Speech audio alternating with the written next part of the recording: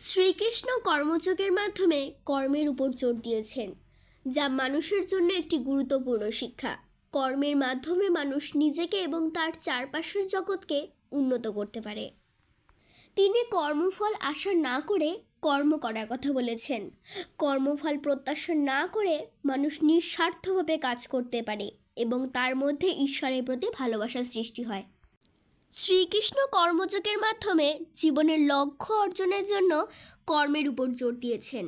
কর্মযোগ মানুষের মধ্যে ঈশ্বরের প্রতি ভালোবাসা তৈরি করে, যা তাকে জীবনের লক্ষ্য অর্জনে সাহায্য করে। শ্রীকৃষ্ণ বলেন, যদি মানুষ ভয় পায় তাহলে তার পরাজয় হয়। ভয় মানুষকে দুর্বল করে এবং তার উন্নতি পথে বাধা দেয়।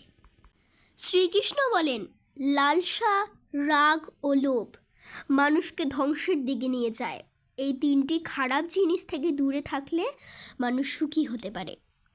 শ্রীকৃষ্ণ বলেন, নিজের ধর্মে বিশ্বাসী হলে কেউ কারো ক্ষতি করতে পারে না। নিজের ধর্ম পালন করা মানুষের জন্য খুবই গুরুত্বপূর্ণ।